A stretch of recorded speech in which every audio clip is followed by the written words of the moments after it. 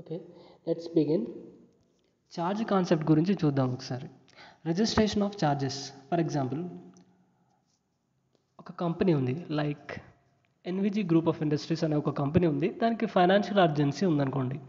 So ఇప్పుడు ఈ company బయట ఒక లెండర్ దగ్గరికి వెళ్ళి, బాబు నాకు 10 lakhs అప్పు కావాలి అంటే, వాడేమన్నాడంటే, ఓకే నీకు అప్పిస్తా, నువ్వేం చేస్తావంటే నాకు ఒక ఛార్జ్ క్రియేట్ చేసి ఒక అసెట్ మీద. అసలు ఛార్జ్ క్రియేట్ చేయడం అంటే ఏంటి? మరి నువ్వు అప్పు అడుగుతున్నావు, నేను సెక్యూరిటీగా ఒక ఛార్జ్ క్రియేట్ చేసి ఇవ్వు అని అడుగుతున్నా.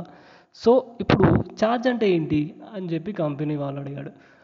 ఛార్జ్ అంటే ఇప్పుడు ఒక అసెట్ మీద నాకు నువ్వు ఒక రైట్స్ని, నువ్వు ఒక ఆ అసెట్ సేల్ చేసే ముందు నా దగ్గర నువ్వు అప్పు తీసుకున్నావు కాబట్టి, ఆ అప్పు తీర్చాకనే నువ్వు ఆ అసెట్ సేల్ చేయడానికి ఒక లీన్ కాబట్టి, ఒక లీన్ కానీ ఒక రైట్ని కానీ క్రియేట్ చేసి ఇవ్వు. అంటే ఇక్కడ ఓనర్షిప్ చేంజ్ అయిద్దా? కాదు, ఓనర్షిప్ చేంజ్ కాదు. బట్ నువ్వు ఆ అసెట్ని సేల్ చేసే ముందు నా పర్మిషన్ తీసుకొని అమ్మాలి. ఎప్పుడు?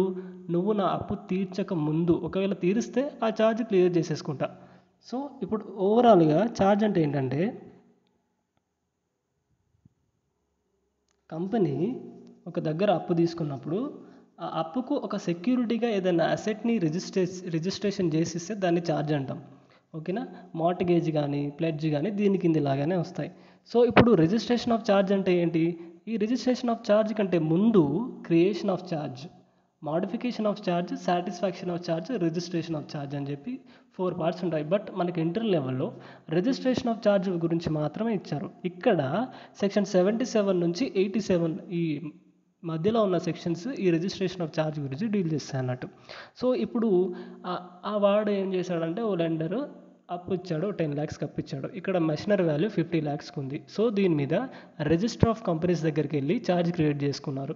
ఆ రిజిస్ట్రేషన్ ఆఫ్ ఛార్జ్ అనేది పబ్లిక్ డాక్యుమెంట్. ఇప్పుడు ఎవరైనా ఈ కంపెనీతో బయట ట్రాన్సాక్షన్స్లోకి ఎంటర్ అయ్యే ముందు, క్రెడిటార్స్ కావచ్చు లేదా వేరే వాళ్ళు అప్పు తీసుకుంటున్నారు, అప్పు తీసుకుంటున్నప్పుడు అరే వీడి దగ్గర ఉన్న అసెట్స్ ఏమున్నాయి, ఈ అసెట్స్ మీద వేరే వాళ్ళకి ఇంకేమైనా ఛార్జ్ క్రియేట్ చేసి ఇచ్చారా లేదా అని చెప్పి చూసుకోవడానికి కూడా ఒక పబ్లిక్ డాక్యుమెంట్ లాగా ఉంటాయి.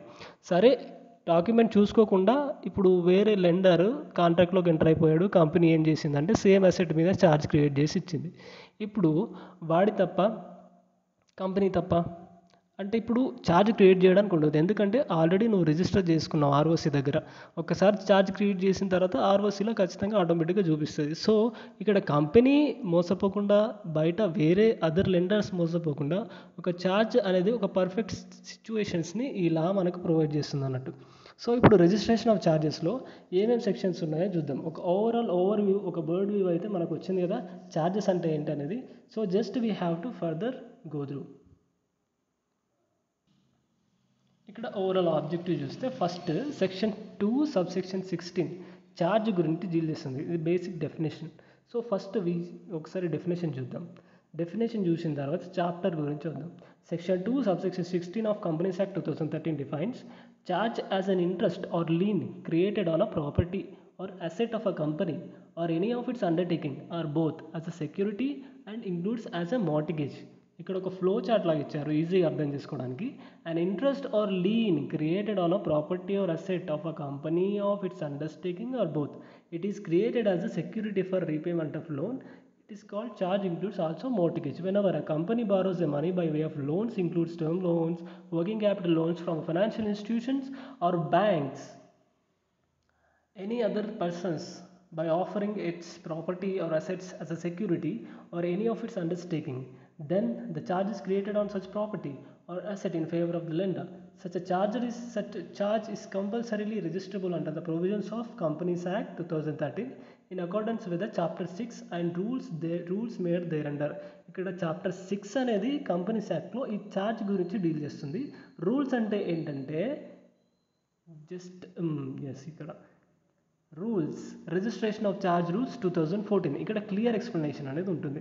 So chapter 6 of companies act 2013 consists of section 77 to 87 as well as the company's registration of charge rules 2014. ఇవి మనం ఛార్జ్ ప్రిపేర్ అయ్యేటప్పుడు చూసుకోవాల్సిన sections and rules. Next section 77 deals about duty to registration of charges. Section 78 application for registration of charge. Section 80 date of notice of charge. Section 81 and 85 keeping a register of charges. Section 82, 83 satisfaction of charge. Satisfaction అంటే amount pay చేసేసారు, company లెండర్కి amount ఇచ్చేసింది, satisfy చేసేసింది. Next punishment and rectification of charge in registration of charges 86, 87 ఇవి overall sections charge గురించి deal చేసేది. Next section okay. Next types of charges, that is 2 types of charges ఉంటాయి, fixed charges, floating charges. Fixed charge అంటే ఏంటి?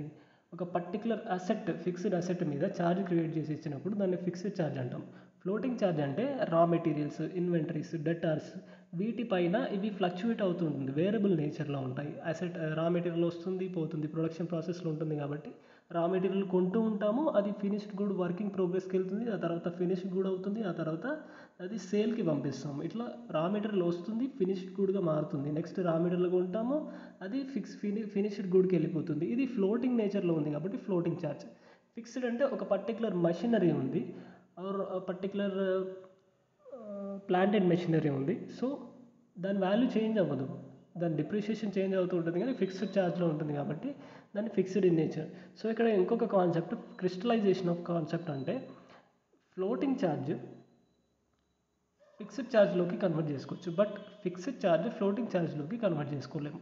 Okay, ఇది ఒక important point. Crystallisation of charge అంటే whenever company goes into liquidation process కావచ్చు, అప్పుడు ఈ ఫ్లోటింగ్లో ఉన్న ఏదైతే అమౌంట్, ఈ రా మెటీరియల్స్, డెటార్స్ ఇవన్నీ కూడా ఫిక్స్డ్లోకి మారిపోతాయి, దాన్ని క్రిస్టలైజేషన్ ఆఫ్ ఛార్జెస్ అంటాం.